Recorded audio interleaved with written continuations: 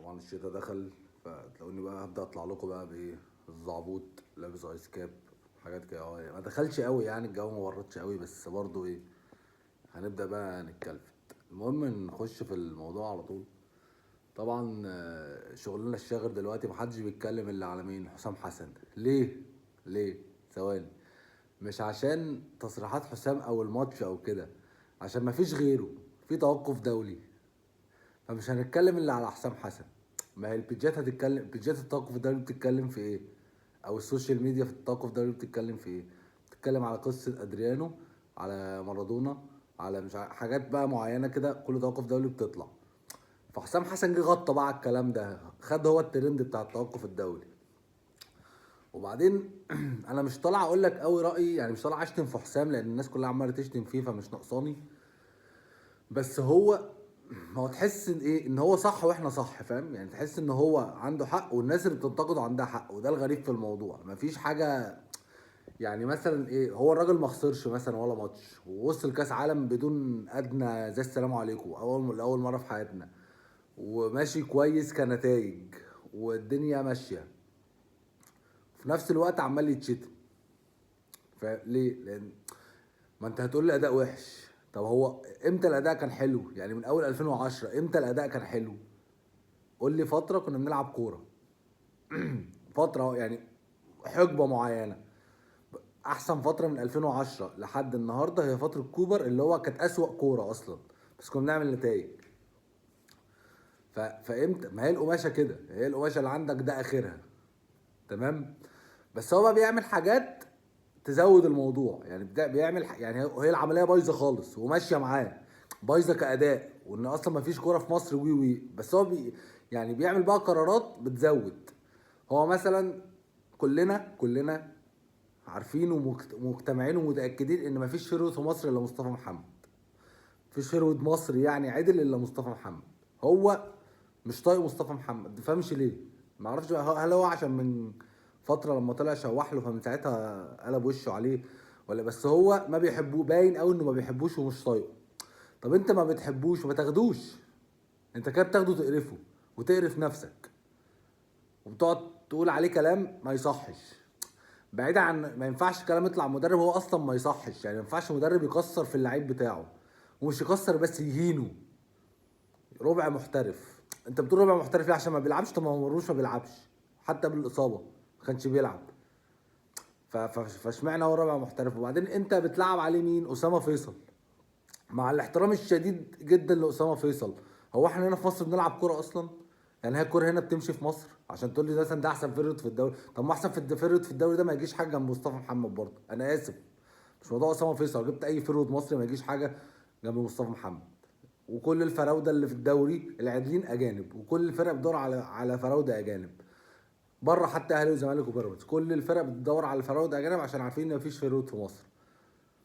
فانت بتقتل الواد نفسيا.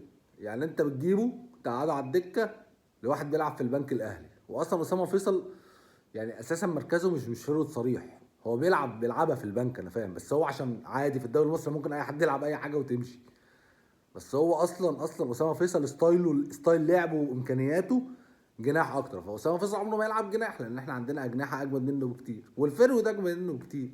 بس هو حطه في دماغه فقرر ان هو يطلع حد يلعب عليه، فيجيبه يلعب. طب هو طبعا هو لو ما خدوش ايه اللي هيحصل؟ الناس هتنتقده زي ما تاخدوش، فهو مش قادر ما ياخدوش، فبياخده ويقعدوا دكه، ونفسه اسامه فيصل تمشي معاه عشان يقول لهم اهو ادي اللي انا اكتشفته اهو.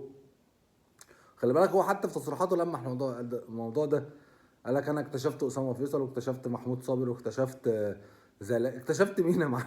الناس دي بتلعب بقالها 4 5 سنين، اكتشفت مين؟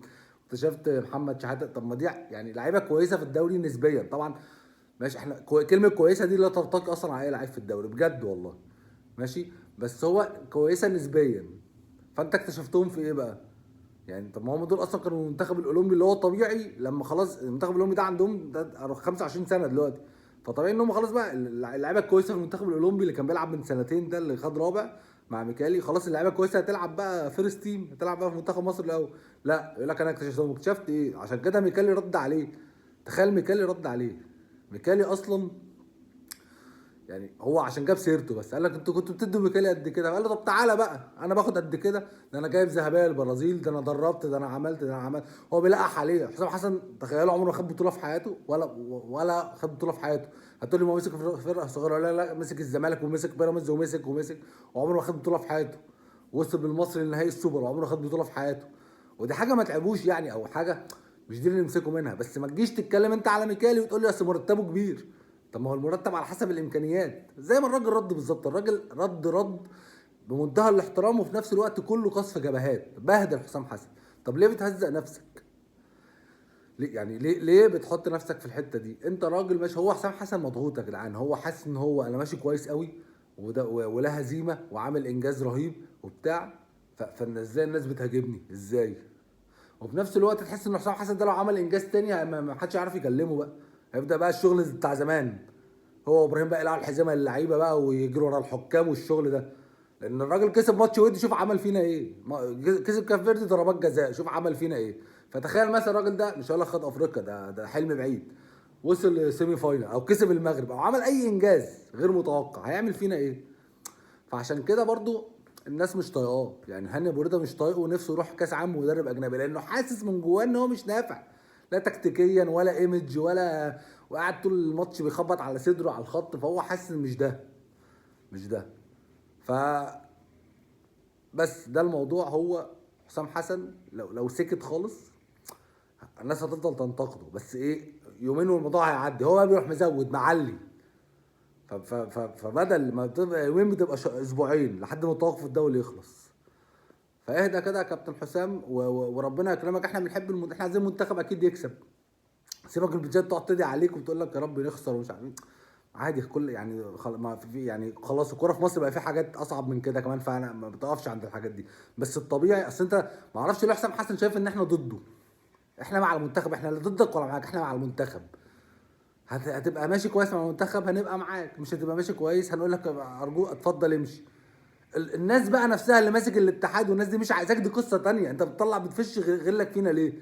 هي الناس دي فعلا مش عايزاك ومستناك على غلطه، انت بتفش غلك فينا احنا ليه؟ وبتغلط في الناس اللي في البهوات، يقول لك البهوات اللي بتقعد في الاستوديو. طب ما انت كنت بتقعد في الاستوديو وتقطع في كل المدربين. انت ما قطعتش كيروش وقطعتش فيتوريا، ما قطعتش الناس دي كلها، قطعت. والناس دي كانت يعني، سيبك من فيتوريا، كيروش كان كويس جدا وكنت بتقطع فيه في الاستوديو، كنت بتقطع في صلاح نفسه، كنت بتقطع في الناس كلها وانت قاعد في الاستوديو. فما تجيش النهارده تقول البهوات اللي قاعدين في الاستوديو، طب ما انت كنت واحد منهم من شويه. فاهدى كده يا كابتن حسام عشان ربنا يكرمك، عشان احنا عايزينك تنجح عشان المنتخب. انت مش فارق معانا في حاجه. احنا عارفين انك نرجسي واهم طول عمرك انت واخوك دي، انت اهم حاجه في الدنيا. انت عايز تعمل انجاز عشان تبقى انت حسام حسن اللي وصل مصر كاس عالم، لعيب ومدرب، اللي خد افريقيا لعيب ومدرب، اللي هو ده اللي يهمك في القصه كلها. ما تقعدش تقول لي بلدي واللي ما بيحبنيش يبقى مش وطني، وتاخد المواضيع بعيد عن كوره.